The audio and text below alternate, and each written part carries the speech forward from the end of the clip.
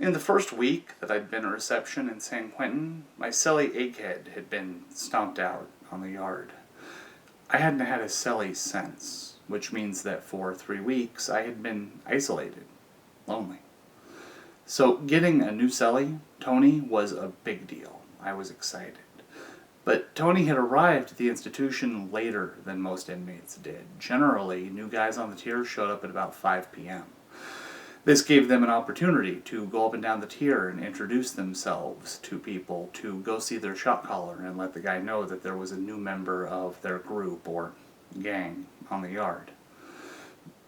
Because Tony had showed up so late, I had to first do a paperwork check and make sure that he was going to be okay to stay there at Badger Section. Thankfully, this wasn't his first term. He'd been incarcerated a number of times and knew the program. He had his paperwork in his hand and ready for me before I even asked for it.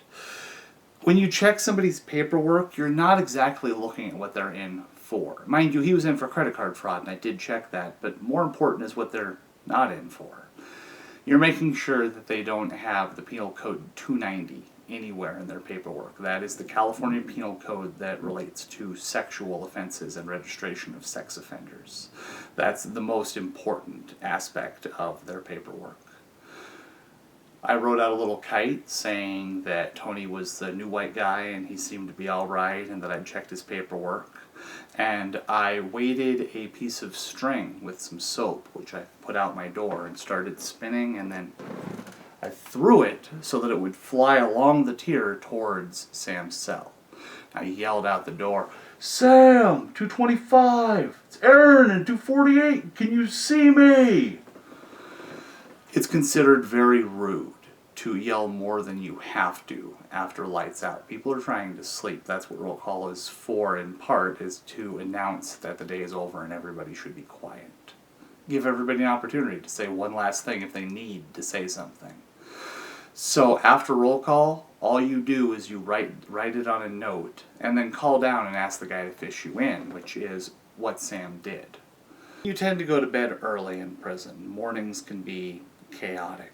And it's considered impolite to sound even the slightest bit drowsy at roll call. You're supposed to be up and ready to start the day from the very first thing in the morning. So Tony and I decided to call it an early night. But as he was putting away his property and settling in for the night, I saw something on his bed that just made my eyes pop out of my head.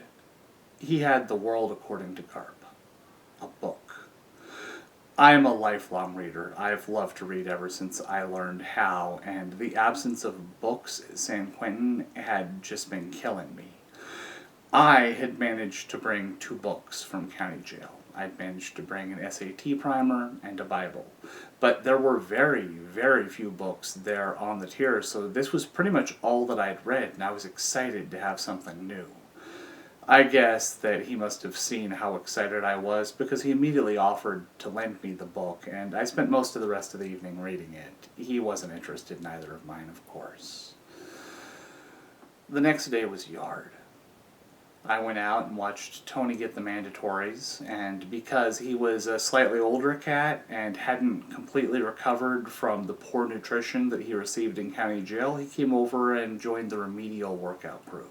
Myself, Chief Broom, a couple of the other woods that weren't in the best health for whatever reason. You have to understand that these concrete yards are very small. There's absolutely no privacy. The woodpile was smaller than most people's living rooms, and it had 30 guys exercising in it. As a result, you see a lot of things and hear a lot of things that people would have preferred be kept private. And you put a lot of effort into not getting involved in other people's business. So whenever we saw 2 people start arguing with each other over in the woodpile, Filthy was having words with somebody, we tried to ignore it and everybody just kept to themselves, but it became just a little more heated, and Filthy kicked the guy out of the primary workout pile, told him to walk. I went over and shook Ty's hand and told him he was allowed to come over and work out with the remedial workout group, that he was still welcome with us. He didn't seem to want to talk about whatever the problem had been between himself and Filthy and Sam, but it was obvious that he was back on the outs. I'm sure that Ty thought Sam was his friend, Filthy was his friend, and I am sure that he came over to our group thinking that it was just a misunderstanding, just a little squabble between friends. But the fact of the matter is, Ty was not their friend, and I don't think for a moment that Sam thought Ty was his friend. He was a tool, a resource. Sam had a job. He was the shot caller for the woods, and his job was to take every new guy that came in and try and get him ready to be an inmate in some way. Teach him that he needed to put in work for the gang. He needed to fight or stab so that the whites could be the dominant gang.